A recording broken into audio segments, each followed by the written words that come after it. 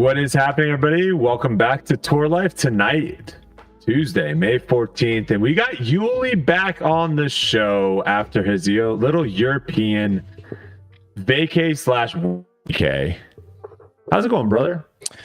It's good, man. I wasn't sure I'd be able to make it this week, too. I'd messaged you last week, and I'm like, dude, it might be 3 weeks. I won't be on here. But I ended up actually switching flights and coming home for a couple days. So okay, nice. I was able to, instead of having like the 7-hour flight from JFK to California, 2-hour flight home, stay here for a couple days, head out to OTB on Thursday. So it's nice, man. I got to sleep in my own bed last night and relax all day. Yeah, so you're going out there on Thursday. I'm headed out there on Wednesday. Are you thinking going out and practicing is actually that beneficial at some of these courses? Yeah. For like 4 or 5 days? I don't know. I've never been a 4 or 5 day practice guy. I usually dedicate like a day and then maybe get like 2 rounds in a day. But I think three rounds on one course is plenty. Yeah. I don't think 4 or 5 rounds really is going to help you that much, especially like for me, I've played for so long. Most of these courses I've played multiple times there's subtle changes, but I don't need 5 rounds on these things. A lot of times the rounds, I mean, the woods, I could see in the woods, you're trying to figure out exactly what disc and what angle to release it on for those like more particular lines. But when we get out in the open, it's more just landing areas, right? So it's not, I don't know. It's just knowing where the OB is, knowing where not to miss, those type of things. And like you said, like the courses aren't really changing that much tournament to tournament to where I don't feel the need to get out there on Monday to get a couple rounds in Monday, Tuesday, Wednesday, Thursday, you know? No, I don't think so either. I think the most important thing with practice on a course, which I don't know if other people agree with me on this one, but it's getting my distances right. Like as long as my distances are right, I feel like I'm good. That's why I hate throwing a shot in practice and you get like a little nipper, even if it's a bad shot. You know what I mean? If it's a bad shot and it gets a little nipper, then I don't know how far it went. And I can't gauge like my gameplay from then. Like I can even throw a bad shot. If it doesn't hit anything, I don't need to throw a good shot on the hole. You know what I mean? You just want to see where your disc is going to end up. Yeah, exactly. I can go to that bad shot because I know the flight I'm trying to make it fly. And I know that if I get the right turn, I can okay, that was a little nose up and went left. If I get a turn on it, that adds 60, 70 feet. I know, you get what I mean? Like I don't need to go out there and park every hole to know exactly what I need to do. And I feel like a lot of people think that way. Yeah, makes sense. All right, before we get into tonight's episode, Saz, we have an ad read, right? Okay. Oh, perfect. All right. Yeah. So shout out to our friends at Manscaped. Hey there, beach babes. Are you ready to soak up those summer's vibes and unveil your ultimate beach bod?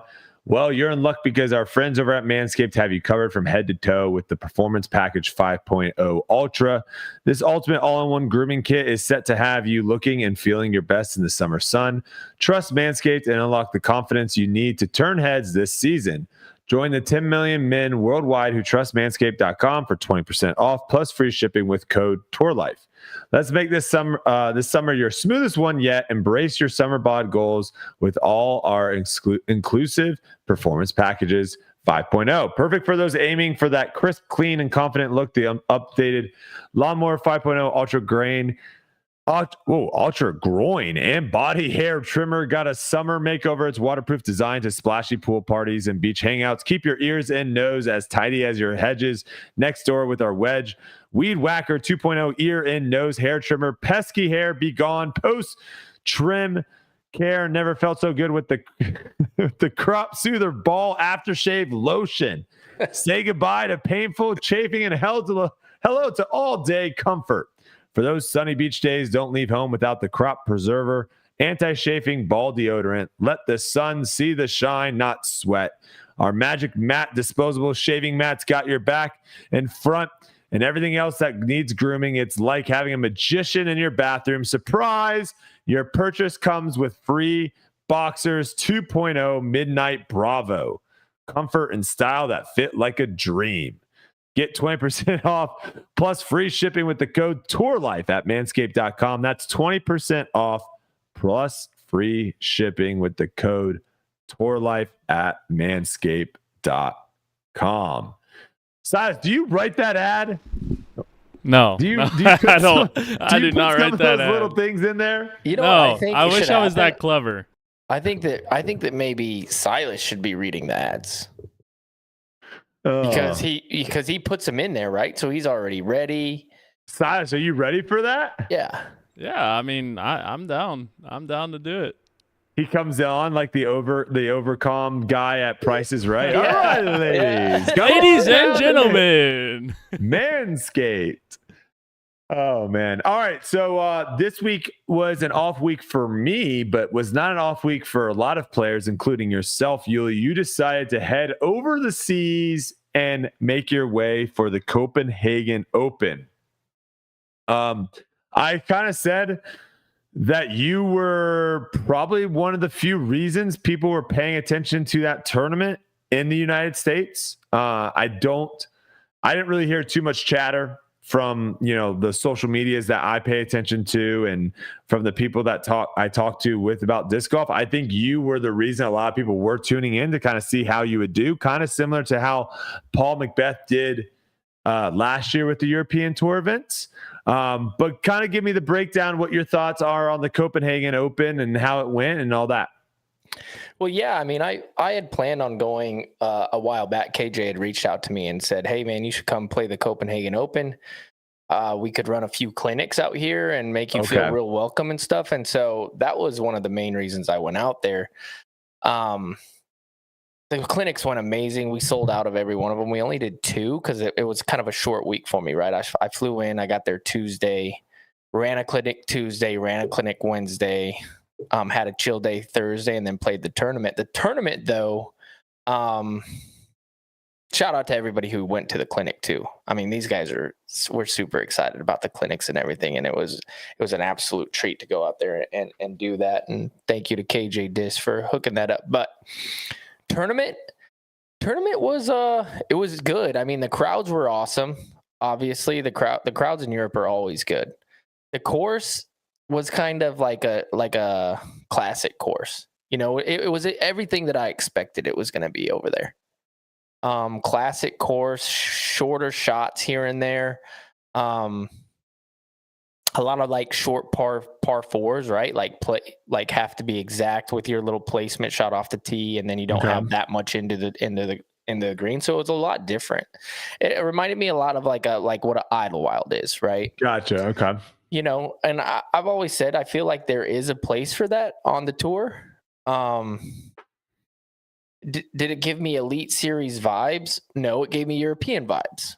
And there's 2 different things. Like when I go to the European Championship, I don't get like major vibes. I get European vibes still. You know what I mean? Does that make sense? Yeah. Like when I go to the USCGC, that's like a major to me. Maybe it's because when I first started, I went there and I had these crazy feelings and everything. And it was the first really good tournament. Worlds gives me a different feeling as well.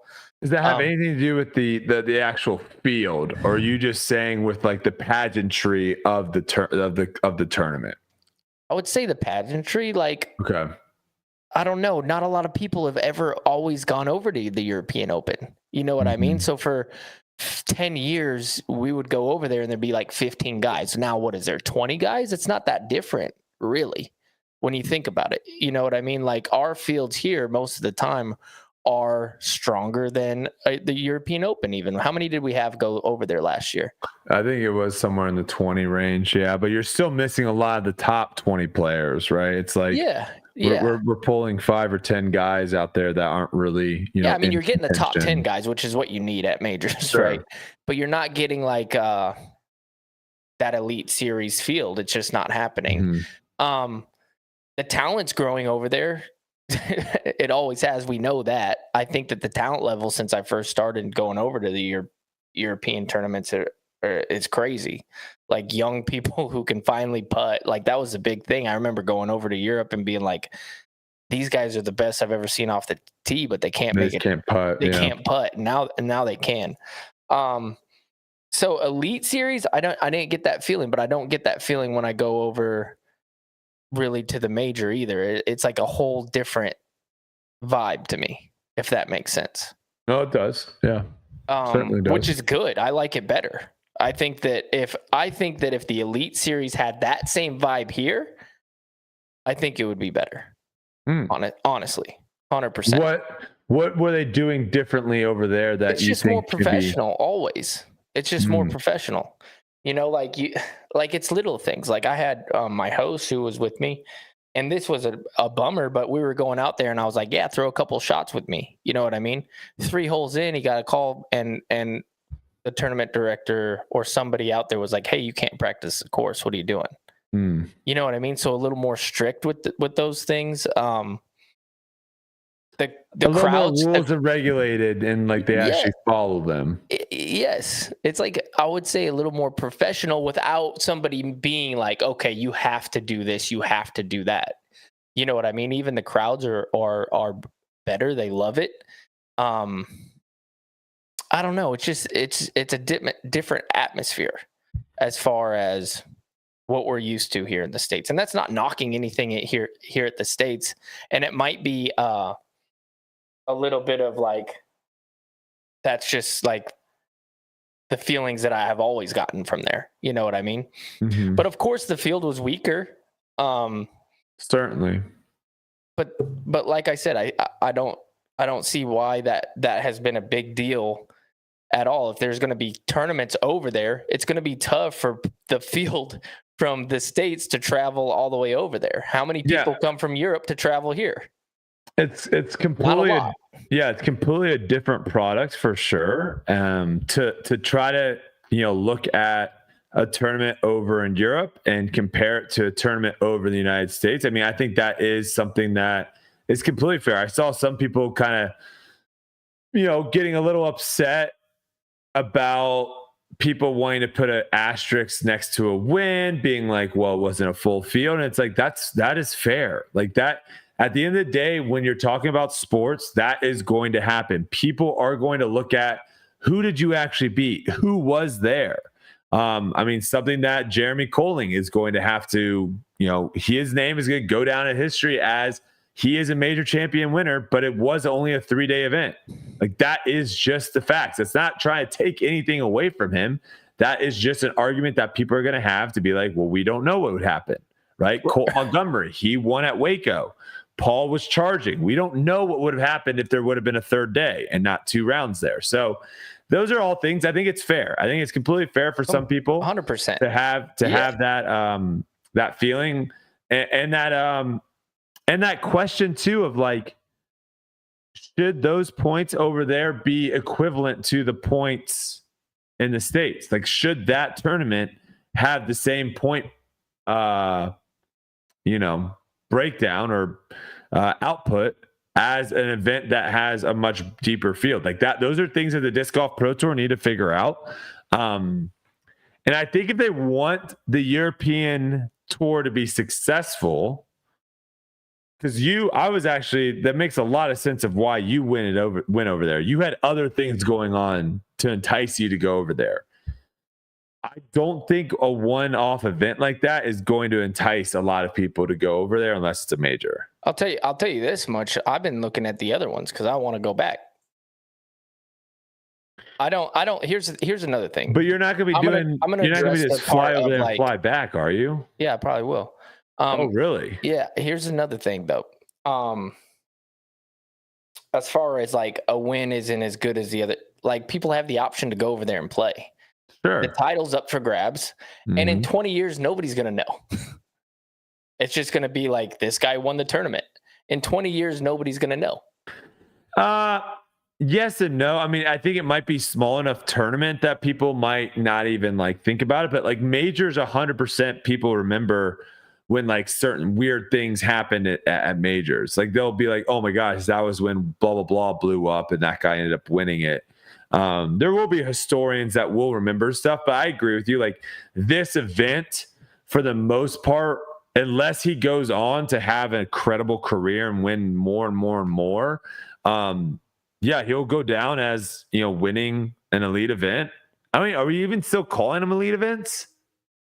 I don't even know what they're calling them. I think so. They changed the name so many times that's tough. You know, it's tough to like actually know exactly what it's even called. But we haven't even said Jesse Nieminen. That's Nieminen. Yeah. Nieminen. Shout out to him though for winning. He actually played really, really well.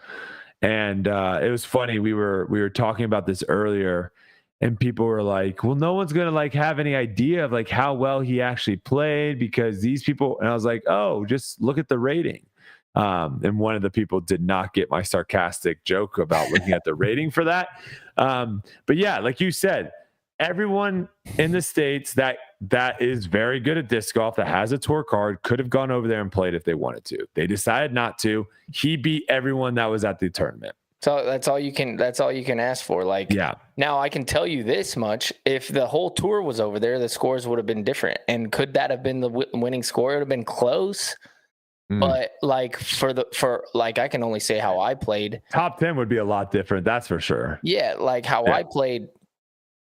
I thought that the 13, 14 under was going to be like the normal.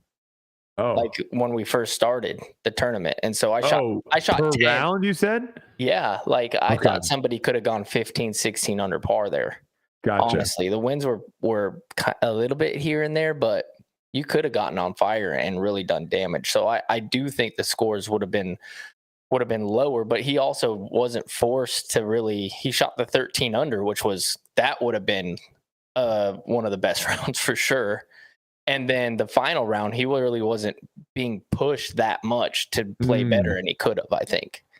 So he was playing at a level to, if the whole tour was there, he would have been on lead card. It was interesting to hear what he said too, because he was talking about how coming down the stretch, and this is where I think it could be a little bit different, right? Is because he was talking about how he has been in this position before. Like there's been times where he has been in a winning position or could be in a winning position coming down the stretch, and he's never been able to put it together. And he said again, like he had those same thoughts at this event. And that's where I was like, it could be a lot different if you have a Calvin Heimberg breathing down your throat, if you have a Ricky Wysocki breathing down your throat, if you have a Gannon Burke, if those guys are breathing down your throat, that's probably a little bit different. So maybe he was feeling a little bit more comfortable with the people chasing him. Well, Nicholas is that guy in Finland. Like sure. No, there's no sure. Like Nicholas is like a top. No, I know. Sixth player in the world, and in Finland, like he wins everything. No, I know. He's definitely he puts that fear. Like here's the thing. Like I'm just saying, you have more people. You don't have just one person that you have to eye and say, I got to watch out for this guy. Like we've seen it. Like you have to be worried about people on chase card. You have to be worried about people that aren't even on your own card. Absolutely, yeah, yeah. That was the only point I was making. But I'm just saying, like with Nicholas, like the Finnish people think he's going to win every event. Exactly. Yeah. And so then he was the one that got second and was pushing him the whole time. Mm-hmm. So you got to give some validity to that. Oh, for sure. I mean, again, there were solid players out there. It wasn't like he went and played a local event and beat a bunch of local pros. There were solid players out there. But it is like, I'm just saying, if you want to put an asterisk or you want to talk about, the field, you can. You can. Yeah, you can. The field's not as good, but like I said, the Pro Tour made this an elite series. It made the points the same, and I was actually really surprised more people didn't go over there. I don't think I was. The one and done just doesn't really do it for me. Like I don't see. It's expensive. One of the things. It's pretty expensive. It's also a lot of traveling for one turn. It's to me, if they really want the European tournaments to take off, you got to be able to like pin them around the major. 2 events before the major, 2 events after the major. There you go. You got a 5 tournament. I also think it's important to do that to grow it globally, like the Elite Series globally. Like you have to do that. You have to have a couple tournaments. So you can't just have major championships in your overseas. That's crazy. What I'm saying is crazy to me. You got to first have them. You got to first have them around the thing that's going to draw the people over there. Like you got to have something to get people over there to be like, oh yeah, and you got to slowly build it out. That's what I'm saying. This might have been a little bit too quick. If they were thinking like a bunch of Americans were going to go over there, it might have been a little too quick for them to expand the way they did. Because I think last year people went over before the European. A lot more people went over the week before the European Open to play Sula. And now it looks like a lot of people are staying a week after to play the Estonian championships, right? So it's like that makes sense. That kind of growth. This Still like a small field. It is a small field, but like I think that's the growth is you like build it out from the major and not, again, if they were just like, hey, we want to have a European event and give points here and whatever, then that's fine. If they want to have maybe a bigger presence of Europeans at the Disc Golf Pro Tour Championship at the end, that also makes sense. But why want to do that? But okay, so then why does it? My question is why does it matter? Like, why not put a tournament somewhere, put the money up, put the points up? Why does it matter that everybody was like, oh, that's too much travel for me? Like that's a silly excuse to me if you're a professional disc golfer. Like if you have the means to go over there and play a tournament, that's on you. You get what I mean? No, I get it, but it's like saying you got to think too that there is a majority of the tour that don't travel by air, and so it'd be like saying, okay, who cares? Like, well, think about how bad the tour would be, Yuli, if we had an event in Florida, and then next week we had an event in California, and then next week we had an event in New York, and then we had an event in Oregon. That tour would not be good. If you're trying to build a tour and have the best players go to every event, the way that the landscape of where disc golf is right now, that just would not be a good tour doing that, bouncing back and forth. You would have, look how long it took for Chris Dickerson to start traveling, right? Like it's just a slow. But that's what I'm saying. I have a hard time getting behind something like that because of like convenience to a player. Like in golf, there's tournaments that are like, that like travel and do this thing, but you can also go and play like other tournaments that are kind of far away. Yeah, no, golf is a good example for sure. But if you look at the smaller tours, which I think are more where disc golf is as far as finances, money, eyeballs, all that. If you look at smaller tours, like I can pull up the Corn Ferry schedule here. But that's not a good example to me. Wait, why not? Because it's not the top dog. It's not the top dog. Yeah, Brodie. but Corn Ferry. No, you can go play C tiers every single weekend a mile away. I think Corn Ferry is a better example of where disc golf is. No, that's not where the best players go, Brodie. I can pull up all I was saying is I can pull up the PGA Tour schedule as well.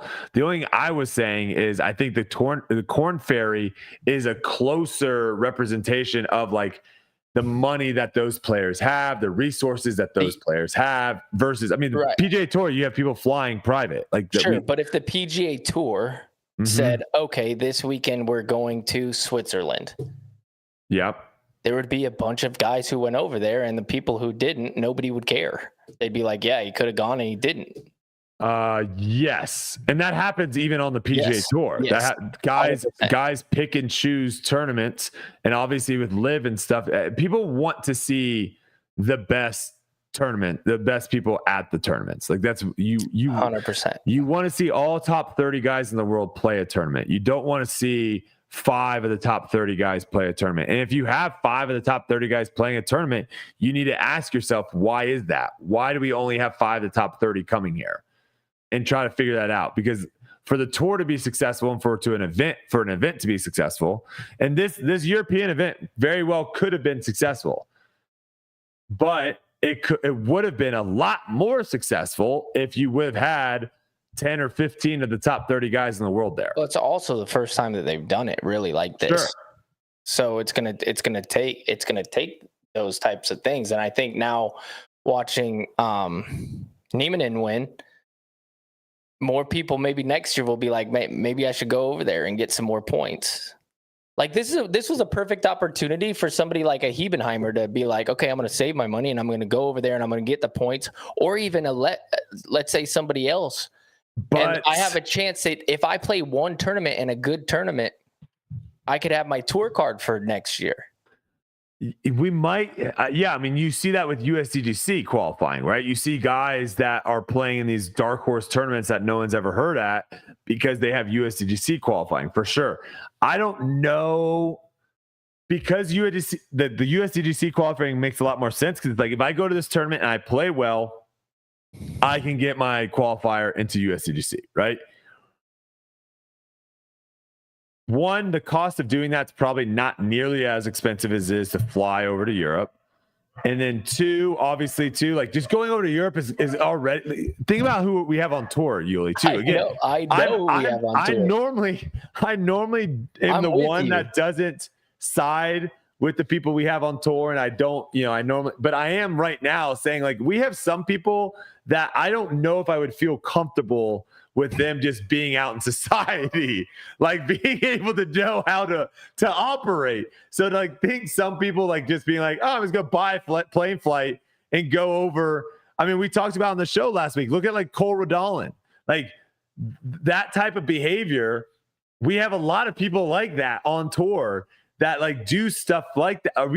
Do we feel comfortable having that guy just drop themselves in Europe and try to figure out how to get off an airplane and get to the hotel? That's what I did when I was their age. Well, not their age. I was a little older, but I mean, the first you might be better off. I'm saying there are a lot of people like that, and to think that, like, let's go through their head. They're like, dude, it's so hard. They're probably thinking, all right, it is so hard for me to like even figure out how to get gas and get to the next tournament in the United States. Do I really want to try to figure out how to get a passport, how to get through customs? Oh man, it was like last year. All the signs are in a different language. Matt went with me, remember? And he was like, I was at Pete Cashin's house with him, and he's like, "Oh, you're going over there?" And I'm like, "Yeah, that's why I'm staying here. I'm flying out." And he's like, "I think I'm flying out the same day. Can I go with you?" Like, he's like, "Please don't leave me in the airport." This guy's stuck by my side all the way over there. He didn't have a ride to the course. He didn't know where the course was. He was like, "I'm just winging it." I'm like, "Maddie, you can't just wing it going over there, bro." Yeah, there might be a culture shift, right? There 10, 15, 20 years, there might be a culture shift, but like right now, we still have guys that are posting on Facebook, pages asking, "Hey, can I crash on anyone's couch?" Like just random people's houses, That's my point. Like eventually something like this has to happen. Like I hope that there's still like I don't think there should be 10 tournaments over there, but 3-4 tournaments in a different country for the tour is a good thing. And if people don't want to go over there and do it, like I don't feel bad. Like I don't think they should change something of that. Like here's another thing. Like they're just going to they took 3 tournaments and put them over there. Are they going to fit them in our schedule here? Like it's a total choice. You know what I mean? That's what in my opinion, that's what it should be. It should be like nothing is happening in the States, which to be fair, this past weekend, there was nothing happening in the States. There was no Disc Golf Pro Tour event in the States. And I think if you couple it, if you do like, hey, there's going to be no events in the States for 3 weeks, and we're going to have 3 back-to-back tournaments over in Europe, I think you would get a lot more people to go and do that. The one-off is tough. The one-off's tough. It is. Andrew Mills says, it is tough. Yeah, you're probably exhausted. Andrew Mills says sponsors could pay for flights. I think you could also say sponsors maybe even pay for like a chaperone. someone to like walk some people around. No, I'm agreeing with you while saying it was over there. Yeah. And there's a choice to do it. Oh, and if you don't do it, like I don't want to hear those people be like, well, there's an asterisk because I don't think it's those people. I think it's just fans. I think it's just fans being like, that's gonna be everywhere. Yeah. If AB was there, AB would have won. Yeah. Look, you're gonna have people say that. It should be for sure. Yeah. Evelina took down the FPO side in a playoff. FPO is gonna be hurt really bad here, I think. These next couple of weeks are gonna be tough for FPO because it's just a complete split of the tour. Like we'll see. I don't. Back to Evelina really fast. Sure. Go watch the last hole in the playoff. Fire, dude. Is it? I'm telling you right now. Was it that par 6? I'm saying go watch the playoff and the last hole. It's sick. Is that out on Jomez yet or what? Jomez wasn't there, but who has post coverage on that? MDM or something like that. I just followed them. MDG has great coverage of the tournament. If you want to go watch it, it's good. You're probably just saying that because you're on the freaking thumbnail. No, it's good. All right, I have that loaded. I'll watch that at the end. Frank says she was down 9 strokes final round and came back to win. Her stepper on the playoff hole was amazing. All right, I'll go check that out. Shout out to MDG Media. It was good. It was. I think that was like the highlight of the whole tournament. Not to take anything away from Niemanen because he played amazing, but like it was cool, man. Nice. All right, let's talk about the Las Vegas Challenge real quick. I don't really like talking too much about tournaments that aren't on tour. That's not what this podcast is about. This podcast isn't about random A tiers and B tiers and C tiers all over the place. It's about the tour. But real quick, Connor Rock took it down 39 under. Gannon Buhr got second at 28 or 38 under. And then Calvin Heimberg got third at 34 under. This did look like a lot of players were, it makes a lot of sense. You're going from Emporia out to California already for OTB.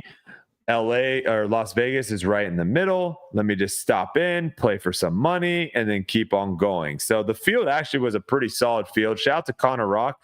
Played really, really good out there. There is this hilarious photo. I feel like the last time we pulled a photo up let me say this real quick. It sounds like if the tour goes over, Niemanen would have smoked them anyway.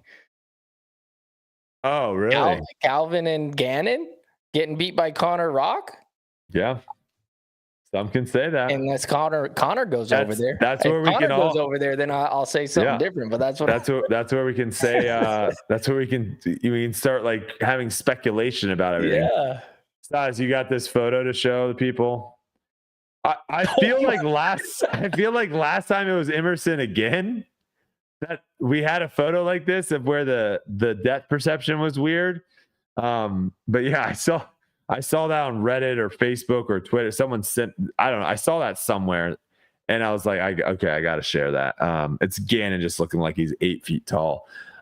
Coincidence that we had a bunch of people decide to play in a tournament that wasn't on tour. And we see 5 rounds over 1075 rated this past weekend. Gannon Buhr, 1086. Calvin, 1082. Gannon again, 1081. Good rating snag, that's for sure. Connor, 1080. Bradley Williams, 1080. Is that a shocker to anyone that we really haven't seen any 10? If you want me to take the blindfold off your eyes so that you guys can all see how stupid ratings are, and want me to take the blindfold off and tell you that ratings are dumb. And if you want good ratings, don't go on tour. Like, if you want me to take the blindfold off, when have we seen a bunch of 10-8 rated rounds this year?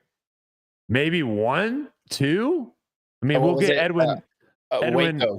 We get Edwin stats on it to let us know. No, Austin. I think it was Austin. AB maybe had one. Yep, and Gannon too. But having 5 guys, I mean, Connor Rock, Bradley Williams, love the guys, but they have not gotten close to shooting 1080 rated rounds this year, I don't think. So, take the blindfolds off and let's burn these ratings down to the ground. So I posed a question on Twitter, and I was quite surprised with some of the responses I got. Now, I posed this question because I saw a comment. The comment was from a Facebook post, I think called Disc Golf. Oh, here we go. Edwin Stats. I don't bring ratings into my data set as I know they piss Brodie off. I would have to pull directly from the PGA site. Oh, Edwin already knows. So I think this was on Disc Golf Fanatics Facebook, popped up on my algorithm homepage. And the top comment was, this was him posting about Owen Scoggins winning the Santa Cruz Masters Cup. Okay. Picture of Owen winning it. And the top comment was, Whenever a pro player wins a lower tier event, it's shameful, men or women. And that got 32 replies. And obviously, I did not click to see all the different replies. So obviously, this guy was like, I don't like pros jumping in these local events, lower tier events, and winning. So I went to Twitter and I said, should pros be allowed to play in off-tour events? Should touring pros? I made sure I said touring pros or tour. I think I said, what did I say? Silas, can you pull that up? Did I say tour card pros? I said something to try to make sure that we're talking about pros that are on tour. Right. Disc Golf Pro Tour. Should they be allowed to play in local events? And I was actually kind of surprised with the overwhelming amount of yeses. A lot of people saying yes, yes, yes. So you said, should tour card pros be allowed to play in non-tour events? Yes. Okay. Yeah. Should tour card pros be allowed to play in non-tour events? There was a handful of people that said no, but overwhelmingly, a lot of people said yes. And then a lot of people and this is what I find fascinating. And this is why this is why I like having a podcast, because we can talk out our thoughts. Because Twitter, you just have people reading that and being like, Brodie, you're a freaking idiot. This take sucks. Of course they should be allowed to play. Yeah. And it's like, I wasn't having a take. I was literally asking a question. But when you ask questions like that, people will take it the way people will take it this way, some people will take it that way. Well, it comes down to the one take about like C tiers not mattering and everything, and then there's a lot of people in there which I'd never heard before, being like, you're taking away money from other people, and it's like you're a bagger. That's the first time I've ever heard of a pro being a bagger.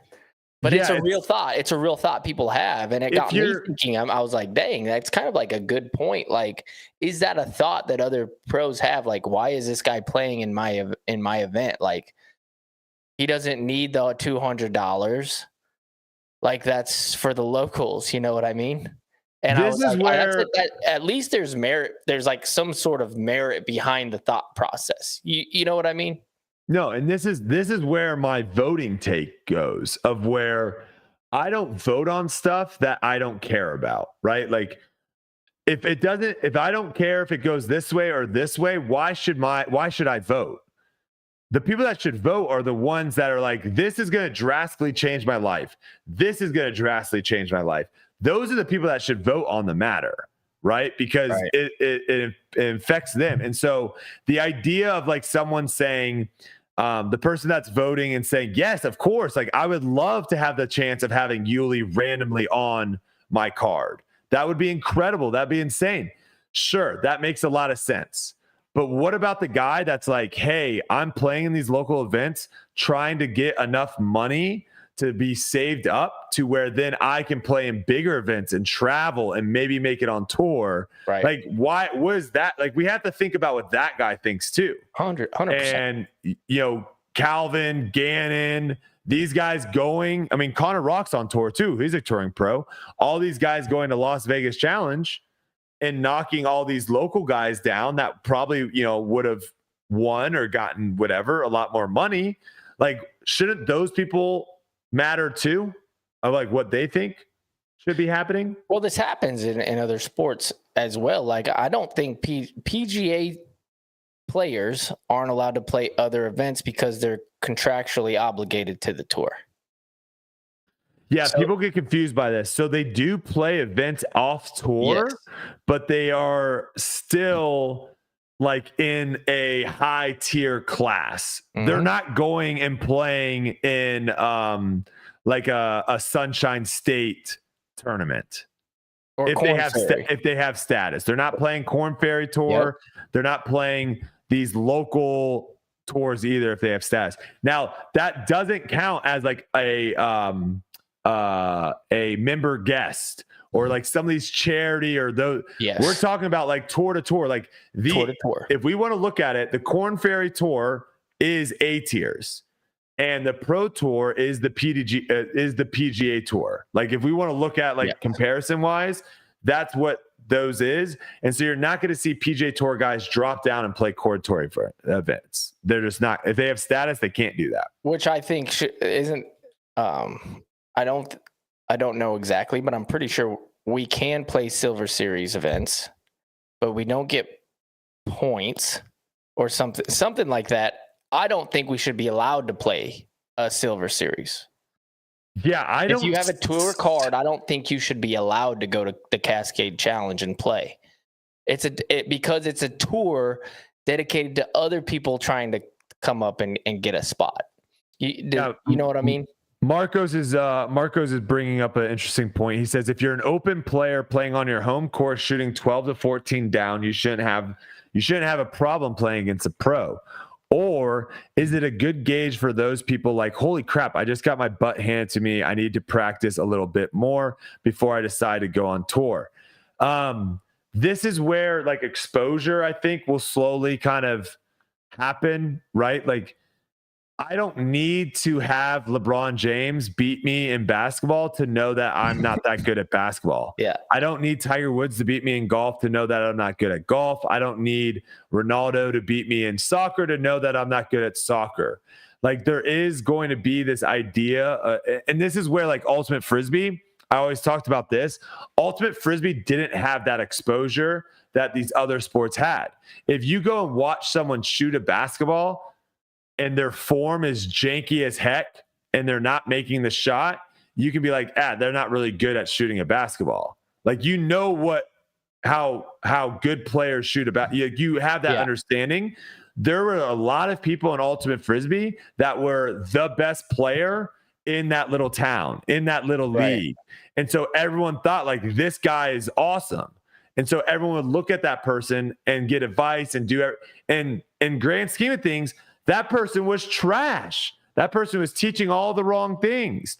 And that's really hard to do in other sports because the exposure is there to where if you play your local basketball league and you have the best player, you're still looking at that guy and being like, that guy's not actually that good at basketball. We just all suck worse. Like we're all bad. He's just a little bit better than everyone. Right. And so I think that exposure, to answer your question, Marcos, I think that exposure will continue. And another way to get rid of that idea of like, holy crap, is again, ratings, because ratings are terrible because you can go out to your pitch and putt course, play a par 3 tournament, shoot 10, 20 rated and think you could beat Yuli in a tournament. Like that's why ratings are bad, is because they don't do a good job of saying like your skill level. Like you think in your head like, I'm shooting 1,000 plus, right? So that's a good point, because it also takes away from like the person. And I've said that this is one of my biggest knocks on ratings. It takes away from the person itself. Like you go to a number instead of just like what this person's accomplished, who he is, all those things. Like imagine I go to a local B tier and I get throttled by 10 shots by, let's make up a name, Martin Joe Schmo. Martin Joe Schmo. And he beats me. Then you look at the ratings and you go, okay, blah, blah, blah. And let's say I shoot like 980 the whole time and he beats me by 10 and they're like, oh yeah, Yuli didn't play good. Like that's a silly thing. Yeah. If you take away ratings completely and then you just see that this dude throttled me, all of a sudden they're like, oh, he beat Yuli. That's good. Mm-hmm. You get what I mean? So it takes that into perspective. Oh, well, Paul's a good player. This guy beat him by 10. This guy must have played really good. You get what I mean? But when you have ratings, then you go into this like detailed thing. Well, he didn't even play to his potential. See, to me, the ratings is just a lazy way. If we have better statistics, I would much rather look at that and be like, oh, wow, Yuli went 4 of 20 inside the circle. Like he had a really bad putting week. Yep. That's why he didn't play well. Right. But then it's even if it's better than that. And I actually am solid across the board in all kinds of statistical analyses. And then this guy's like beat me. Then people be like, damn, this guy played good. Who is this guy? Mm-hmm. You know, and then the exposure is better for that person. Yeah. The ratings, I just always hate them. So perfect segue into talking about Kristin Tattar, the first FPO player ever to reach 1,000 Hey, you said this was the only rating that you cared about. Yep, it is, and I think the fact that she's done it has literally now put to bed FPO ratings for me. I could care less. I couldn't care less about FPO ratings. This was very similar to. Let me ask you this before you move on. Let me ask you a question, because this is a funny one for me, because I'm not a ratings guy. We both agree on that. I think they should be gone from the Pro Tour. I don't think they should be a thing. But you know what I do like chasing? An 11 hundo. Like, that's still kind of sweet to me. I think 1100 is kind of sweet to me. If you go to a tournament and you shoot an 1100, would you be more impressed with the score you shot, or would you be kind of happy that you had an 11 hundo in the bag? Like, there's some sort of draw. The thing that's so stupid about that, Yuli, is it has to be so manufactured. It has to be the right course. I got it, but I'm asking a question. Bad players there. Let's say there's good players there. I don't care how it's done, but you get an 11 hundo. You would be pretty proud of the 11 hundo, right? I don't think I would. You don't say, dude. Come on. I literally do not care. I literally do not care about ratings, because here's the problem with the ratings. It's kind of a cool thing. I've seen so many people play well. They'll shoot a good round. Yeah. And then they'll look at their phone and look it up, and then they get bummed. And I'm like, yeah. No, bro, you shot well, bro. You shot a great round. I'm with you. What about this? Because we don't have this thing, because we don't have like a set par to our game. Like in golf, 50s is like the thing, right? You shoot in the 50s. That's incredible. Insane, yeah. It's nuts. I think 1100 is our 50s in a way, because it is hard to do. And that's the only reason why. The only thing that I ever look at is like 1100 sick. That's all. I could see that, because there definitely are, like, that's where the similarities to me count a little bit. If you're judging like that high rating like that to the score in golf, because there are certain courses where you're like, no one is shooting in the 50s. Yeah. Right. Like, there's no shot anyone's ever going to shoot in the 50s on this course.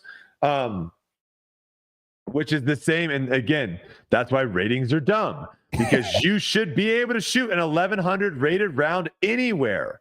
It shouldn't matter. It's impossible. And there are some courses that it's impossible to. That makes no sense to me.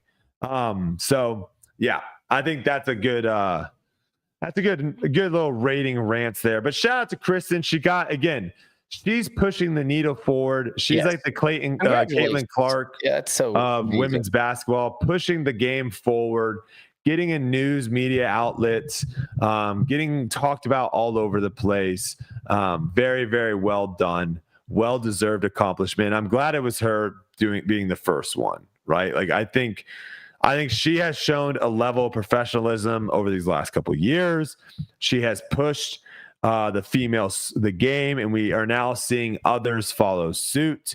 So I think it's awesome to see, and I think that's it. I don't think I've got anything else for ratings anymore for FPL or MPO. I think I'm done. Not even an 11 hundo here and there. That's kind of cool. No, I'm done. You can't bring me back from that. I almost got you in there with the 11. Congrats to Kevin Jones. Kevin Jones is an engaged man. Congratulations. Got engaged this past week. Awesome to see. Congratulations, Kevin, to you and your missus. Also, to those people, it wasn't you, Yuli, but there were people on debate night trying to tell me that Paul Macbeth has gotten worse and Ricky has gotten worse, and that's why their ratings are dropping. Because they're getting old. Scott Stokely just threw an 86 mile per hour forehand. That's so wild, man. Last I checked, he is a little bit older than those guys that I just listed. Yeah. Ricky, Paul. This idea, the people that have this idea that, when you get to that, oh my God, when you start getting 32 in disc golf, you're idiots. You're dumb. Stop saying that. you can be competitive in disc golf for a long time. Yeah. This idea that, like, as long as AB stays healthy, as long as Calvin stays healthy, as long as they don't have any major injuries, those guys, as long as they work at their game and continue to push, those guys should be competitive for a very long time. Now, could there be a new crop of player coming in and doing stuff, and AB and Calvin say, I'm set in my ways, I'm not going to do that, I'm not going to learn that new skill, I'm not going to try to advance my game, and they get left behind? 100%. But AB and Calvin have all this talent, all this skill in the world. Gannon, you can throw him in there. We could throw a couple other people in there. I just don't see those guys hitting the age of 30 like we do in baseball, like we do in football, like we do in some of these other sports where they hit a certain age, right? Guys that are in major league pitchers, like they hit at a certain age and their fastball is just a little bit gone. Listen, I had an interview this last week that was hilarious. You should, I don't know where it is, but it's actually funny because hopefully it's on that YouTube site. I think it was on the live. And the guy was like, well, it's no, I don't forgot how he worded it, but he basically said that I was old and what's it like playing against all these young kids because you're old. And I had to do a double take because I was like, dang, I forgot that I was old. And then he said, you're old enough that some of these guys could be your kid. So I have to set the record straight. Like, wait, that's not accurate at all. No, but that's what he told me. You had a kid when you're like, what, 14, 18? I was like, oh my gosh, there's a couple kids who are 16 years old in the field or whatever. And I'm like, dang, I don't think that's really that possible. I guess it's kind of possible, but I'm like, I think that I've been playing disc golf a long time. So people think that I'm ancient. I'm 35, which is old for disc golf on the tour. One of the older guys on tour. But I'm here to set the record straight. I don't think I'm old enough to have kids on tour yet. I feel like a dad sometimes with the guys that I travel with, but I thought that was hilarious. Go check out when he says that to me. I do like this, like, what? What did you just say type thing? It's pretty funny. I don't know what that is. Why people they think that I'm a grandpa. There's this weird idea, and shout out to Edwin. He just pulled Macbeth's Theglow rating 1108. Or Macbeth's Theglow rating was 1108. He has 2 rounds better than that, including an 1132 at Memorial in 2013.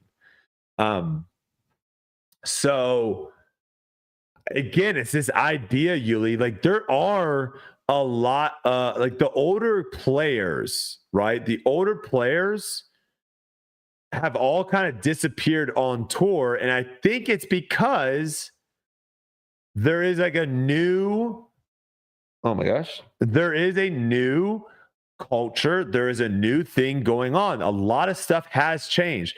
Even in the small amount of time that I've been playing on the Pro Tour, which is only a couple years, a lot of stuff has changed. You are someone that's willing to adapt and change and say, hey, stuff's happening, I got to change. There are probably a lot of people that weren't willing to do that didn't want to change, that didn't want to adapt. And so they just go away and we don't see them anymore. The people we're seeing on tour right now, again, like 10, 20 years from now, a lot of them will still be playing if they want to. Like that. Yeah, I 100% agree because this is fact. I've never been better than I am right now. As I sit here, I'm a better player than I have ever been.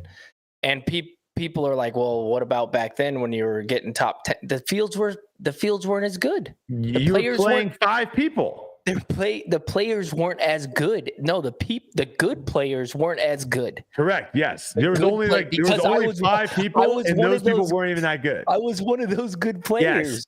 Yes. I was one of those good players. So you can't tell me that the field now isn't better than then. People forget. Yeah, people forget like how, in the grand scheme of things, like how young disc golf really is. It's really young. Like literally just, and even in other sports too. Like look at football. Look at the growth that football, the game of football 20 years ago was a running back game. Like you had to have a good quarterback to manage the game, but it was all about running the ball. It was all about that. Like running backs, no one cares about running backs anymore. They are not that important anymore. It's quarterbacks and wide receivers, tight ends. Like the game has shifted so much. And football is such an older game than disc golf. Yeah. And so like that's like we just the people that are like trying to make these I don't know. They're trying to make these things. It's like, dude, disc golf is changing so much. Like it is changing so much. The courses are crazy, man. Here, I was having an argument about this with somebody last year, and they were telling me, and I might have mentioned this once on the podcast, but I'll say it again. I had to go back and I looked at scores that I had shot at previous tournaments. Mm-hmm. My scores have gotten better. My personal scores. So you look at the total strokes, right? From I think I did it at the MVP, the MVP Open. Okay. And when I took third place, I think my scores were like similar to my 13th place finish that same year. Third place to 13th. And the course has gotten harder. Not only are the scores pretty similar, the course is the same holes with almost every single tee pad and every single basket moved farther. Well, what is it? Proves my point. Okay, so then USDGC. Before, I think it was last year, not this last year, the year before, I shot 55 the final round, which was tied for my best score ever at the USDGC. I shot it 2 times prior in one season. I went back-to-back 55s. I took 4th place that year. Here's the kicker. In that year, it was called the bunker rule, to where there was no OB. It was you went out of bounds and you played from there. Mm-hmm. So we were going after like hole 5. We were going over in 2. We were throwing as far as we could. It didn't matter where you landed on the right side or wherever. And then you just played across. I think I took a bunker 4 on that hole. And I shot 55. You could go OB wherever you wanted. And that was my previous best score. Then I did it 2 years ago, final round.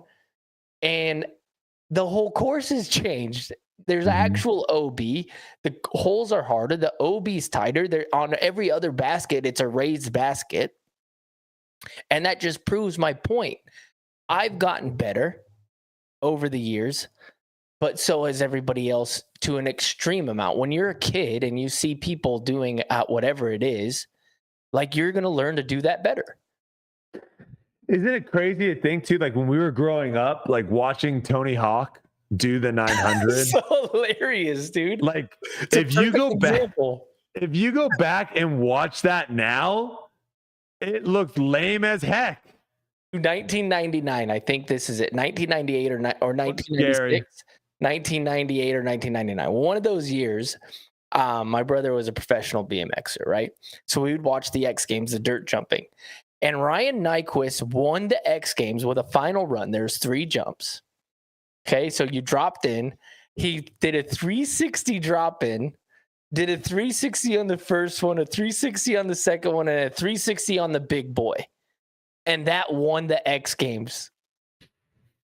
A 360 doing it every single time. Dude, you know what they're doing now? They're doing double backflip tail whips. Yeah. You know what I mean? Like ice skating would be an electric one to go back to. Watching like what they're doing, like what they did like 40, 50 years ago in ice skating versus what they're doing now. It's just, again, it's one of those things like in those type of sports too, right? Like all it takes is one person to do a trick to where now you see it, now you know it's possible. Yep. That opens the door completely. Yep. So that is what's backflip in motocross. Then the double backflip. It was like when he did the backflip, I remember watching it and being like, no way, he's gonna kill himself. You know, like this is crazy to think about. Like if I would have told you, Yuli, 10 years ago in disc golf that like, hey, there's gonna be a couple guys, not just a guy, there's gonna be a couple guys that putt like 40+% from circle 2. Right. you would be like, what? I would be like, no. Yeah, you're like, that's not happening, right? It takes someone to do something to open everyone's 100%, eyes. So 100%. just keep that in mind, guys. Keep that in mind when we're thinking about the growth of disc golf. We're just scratching at the surface here. And speak about the growth of disc golf and someone that's had a huge impact on the growth of disc golf. Nate Doss. I don't know if he listens to the podcast, but not that long ago, we were talking about Nate Doss and saying I was talking about how I want to see him play. Yep. He has now registered for the Beaver State Fling. This will be his first tournament since 2018. Wow. It's going to be cool, man. I hope he gets on feature card. He's gonna. I hope a bunch of people show up to watch, and I hope he loves it. I hope he gets the itch. I hope he gets that feeling of like competing again and gets back out there. Because again, like the idea to think that Nate Doss is too old to compete is crazy. Sure, are certain tournaments going to be maybe harder for him to compete on than others? Of course, but the way that he can throw mid ranges, control the flight, his angle control, from the stuff that I have seen, he should be able to compete at a lot of tournaments. Mm-hmm. So we'll see. That will be exciting. That was cool news to see. We'll definitely have to try to get him on the pod that Tuesday of that tournament. Because I would have a load of questions. So what is that? It's like 3 weeks from now. Wait, two Tuesdays from now, right? Yeah. More than that. So we go OTB weekend Portland? off. Yeah, so we go OTB weekend off, Portland, then the Beaver. So it's like a month away. So it'll be 3 weekends from now. Yeah. Okay. So we will definitely try to get him on the podcast because that'll be a fun one to talk to him about. Just like why, like what is this just a one-off because it's kind of in your backyard? We'll see. All right, let's talk about some EDWIN stats. He plucked together these stats comparing the season so far of AB and Gannon. So two of the top guys right now in the world in disc golf. Kind of cool to just kind of see a little head-to-head and see where these guys are at. So right now we have AB with 3 wins and Gannon with 1.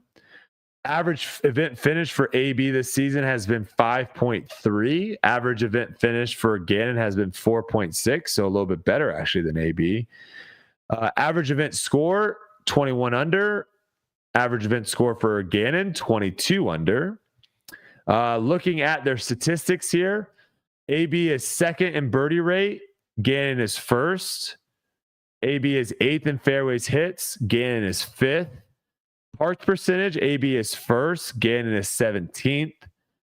Greens and circle 1 greens regulation, AB's 3rd. Gannon's 2nd. Greens in regulation, circle 2, AB's 2nd. Gannon's 1st. These guys are just crushing these statistics. Jeez. Yeah, they are. Scramble, AB's 16. Gannon 8th.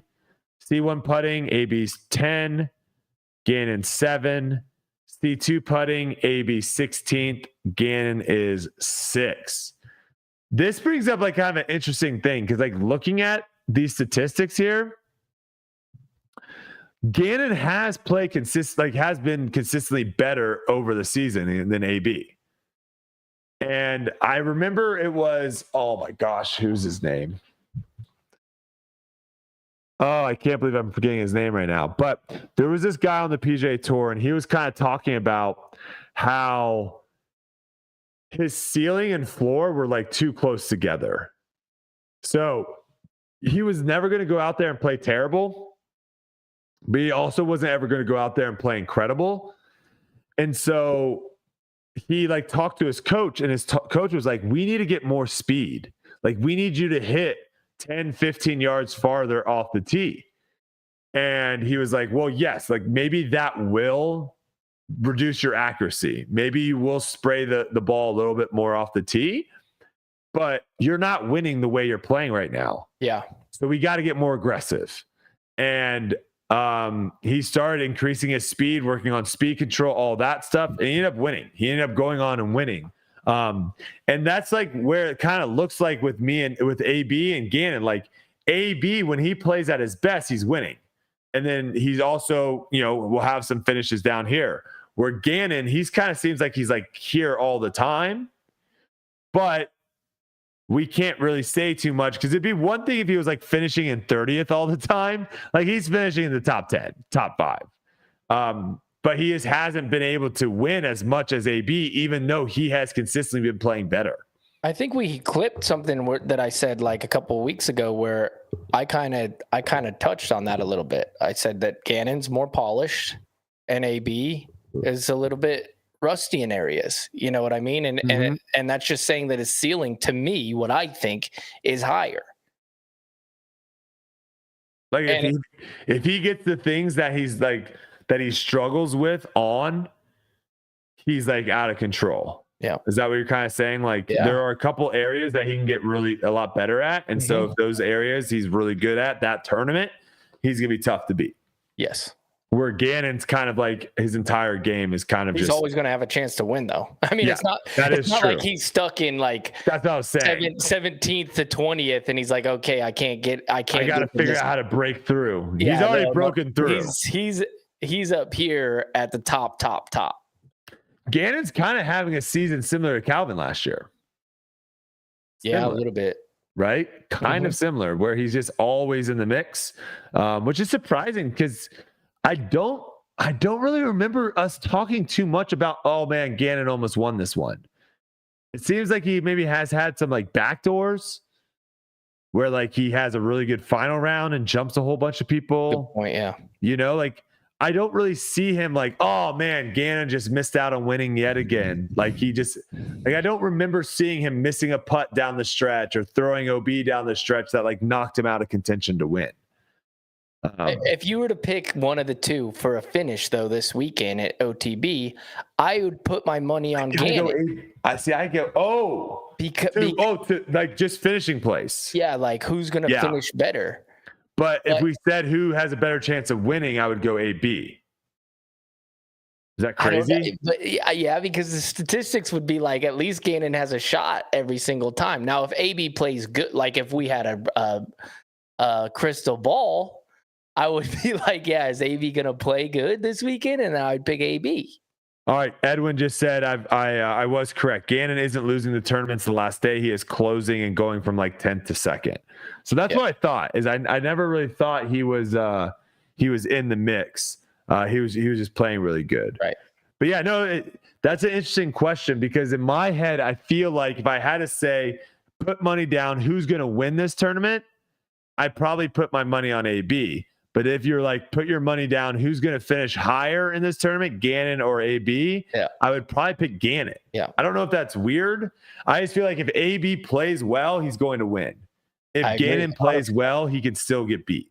Which I feel like, I don't know. Who would you rather be? That's a fascinating question too. To me, I'd rather be Gannon. Right. I don't know. Because then it's like, all right, I just need to figure out what is prohibiting me from winning. And then do that. I should just be winning everything. Yeah. Yeah. And maybe he would. Maybe it's crazy because he might just figure it out and then just win them all because he's so close. Mm-hmm. Yeah. But AB could get like 6 more wins this year. Who knows? It's awesome with the talent that we have. And Calvin could do the same thing. Just all of a sudden make every putt. Yep. Calvin's been playing great.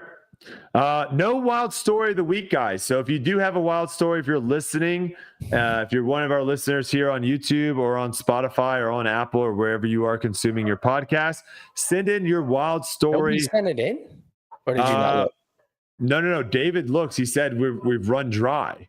So we haven't really promoted it in a while, and that's on me. So I apologize. But send in your wild story to WildStoryTour at gmail.com. That's wild, W-I-L-D, story, S-T-O-R-Y, tour, T-O-U-R at gmail.com. Our intern David will read it through, pass along the good ones to me and Yuli to read right here on the podcast. All right. Normally, Yuli, I ask listener questions on on like the Tour Life podcast, Twitter account, Facebook, sometimes on Instagram. Sometimes I tweet out, hey, questions for tonight. I actually want to give the floor here to our loyal Tour Life crew members in the chat and I'm going to open the floor up. Anything you guys want to ask us, any topics you guys want us to talk about, the floor is yours. Throw them in the chat. Silas will throw it up, and we'll talk about it. While you're doing that, I want to do a little self-promotion here. Please. These guys right here. How cool Is that lobster? That's my captain skull. On my shirt. Yeah. It's like hard. Wait, I gotta make this screen bigger. Let me go maybe I can do a different. Oh yeah, this one will probably be better right here. And take that. I made the screen bigger. Okay, yeah.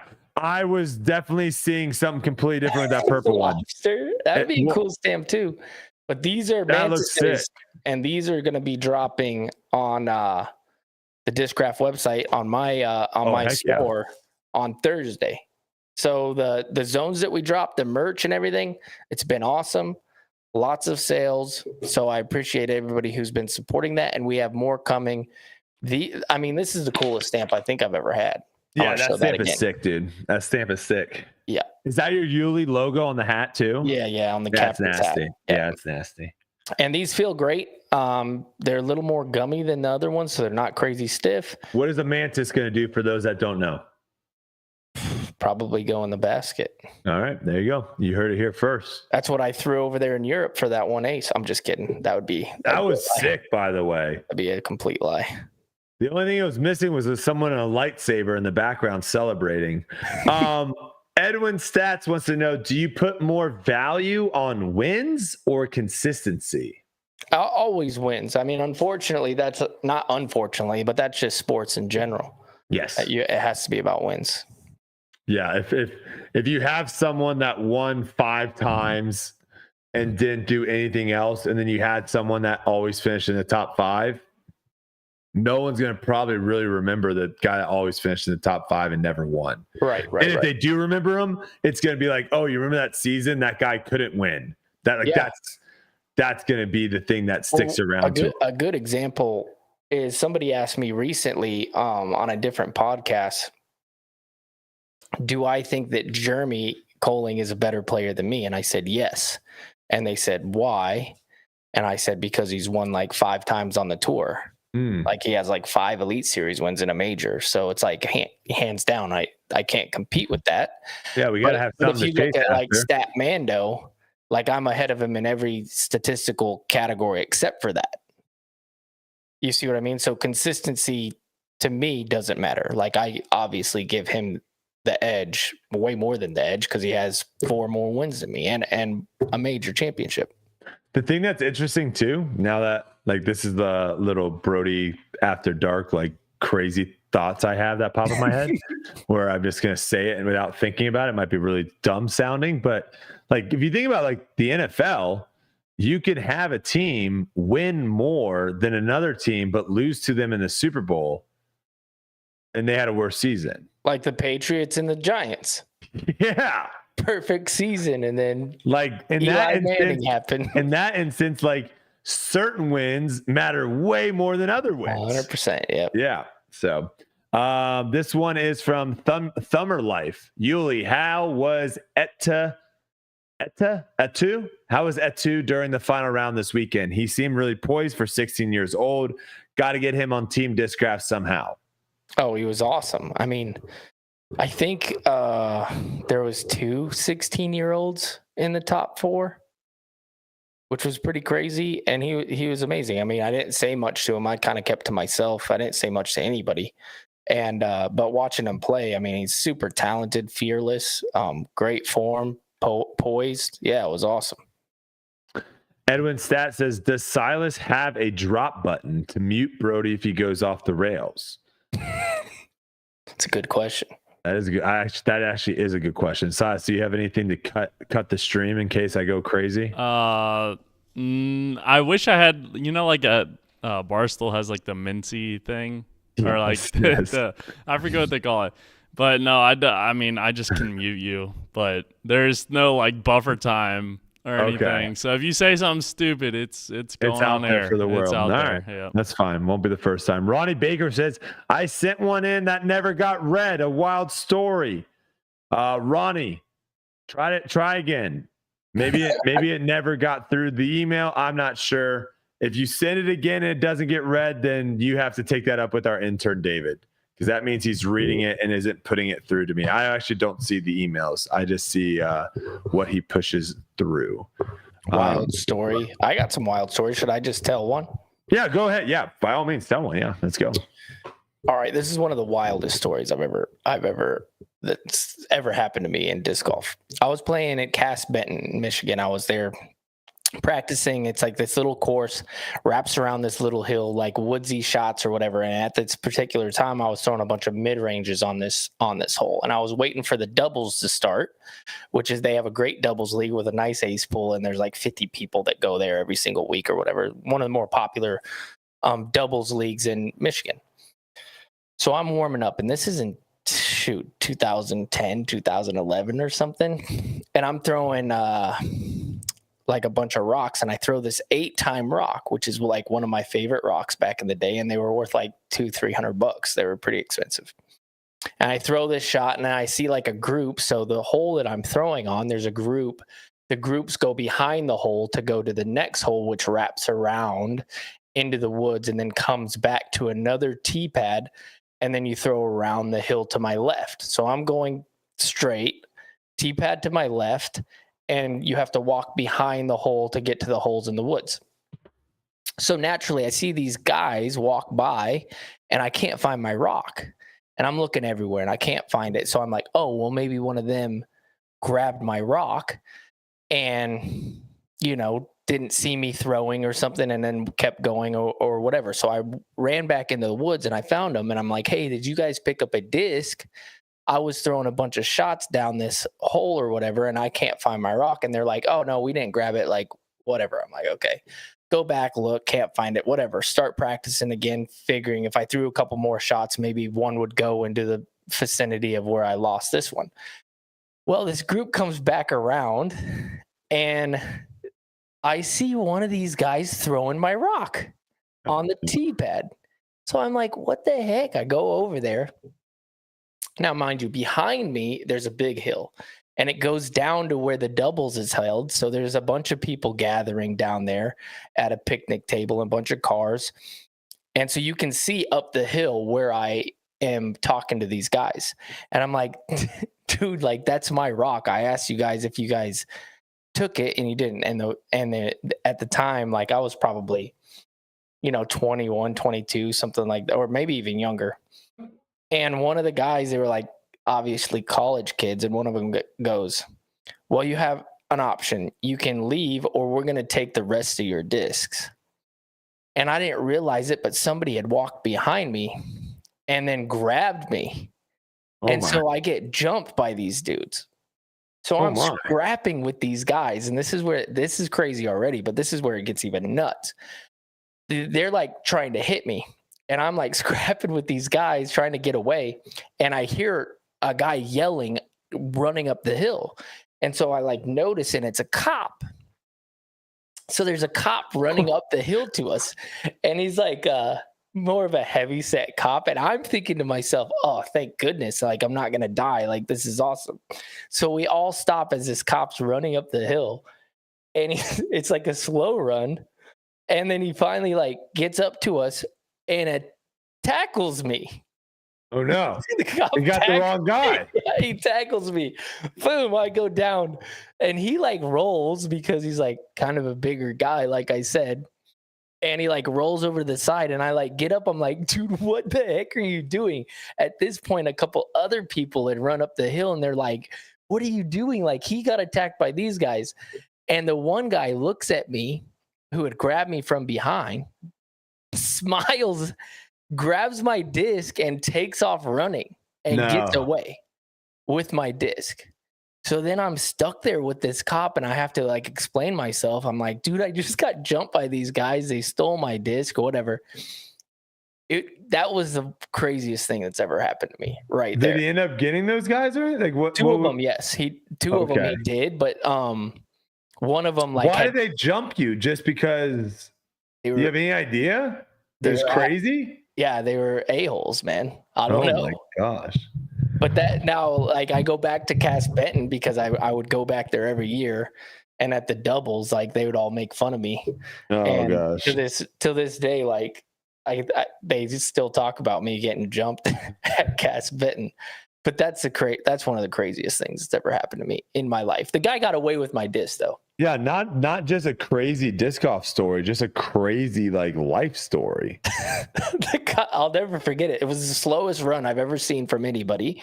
And he didn't stop. And I'm like, what is this guy doing? And he just tackles me. Like we had stopped scrapping for 15 seconds. And we're just watching this guy slow run up the hill. I just get speared by this dude. Anyway. I've never been jumped, thankfully. The craziest thing I've seen like physical like that out in the wild was at a club in Gainesville.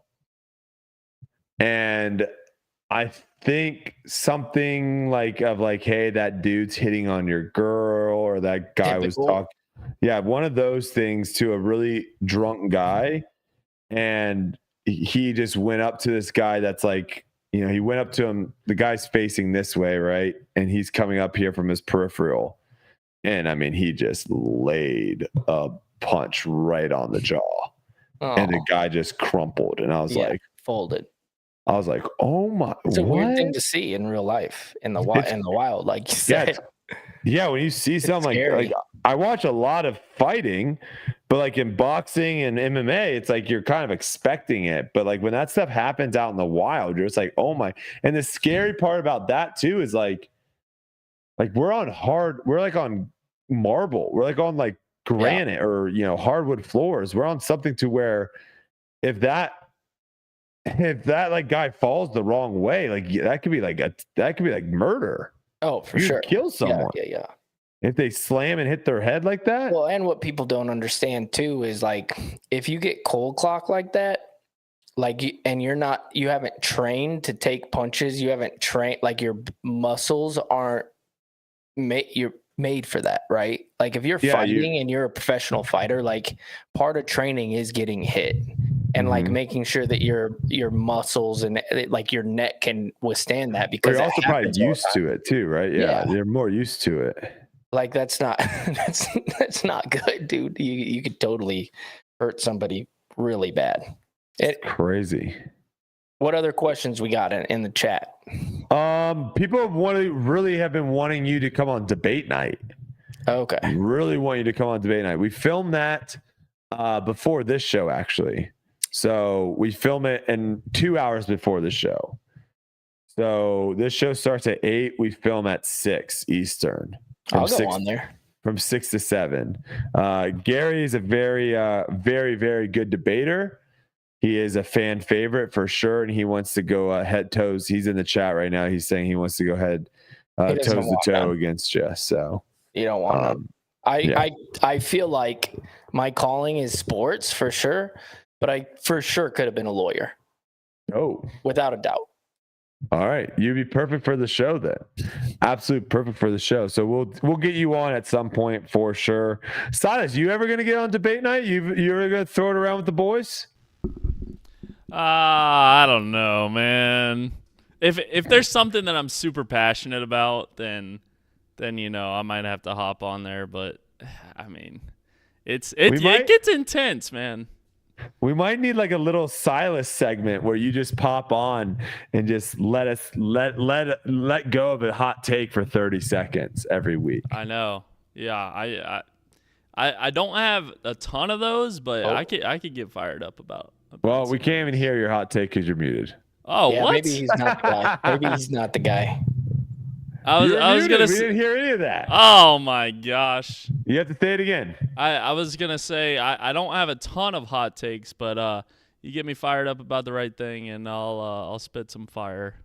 Yeah, we saw that with the coverage situation, live coverage. So, all right, I don't think we got any more questions, Yuli. Edwin Early Trivia. Who won this week's Edwin Early Trivia? If you guys don't know, jump in, become a Tour Life crew member about 10-15 minutes before the show starts. Edwin Stats, who does all our statistics here on Tour Life, he's in the chat. He poses a question. the first to answer the question gets to win a disc every week. So shout out to Doc. Doc takes it down. Very nice, Doc. Nice, Doc. Oh, yes. Okay. Edwin's going to pose us the question. Let's see if we can get it, Yuli. Okay.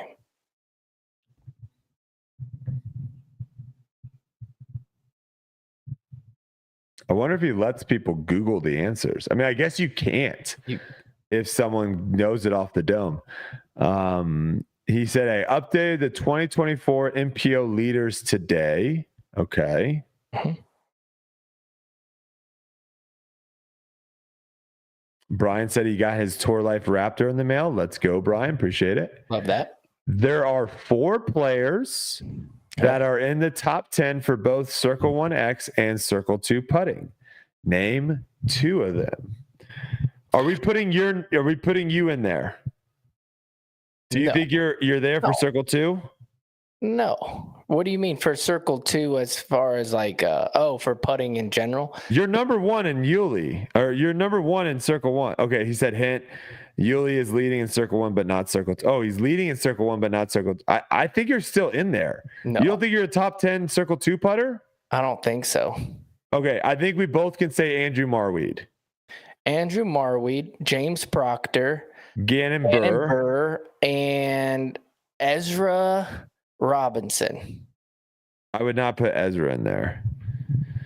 I would go with I know it's James Proctor. I know it's might be Calvin. No, could be Calvin. Gannon's not in there. Burr and Proctor were correct. All right, who are the other 2? Marweed's not in there either. Oh wow. Okay. Wow. It's definitely not Calvin. It could be AB then. Didn't he say he was like? No, AB's too low in Circle 1.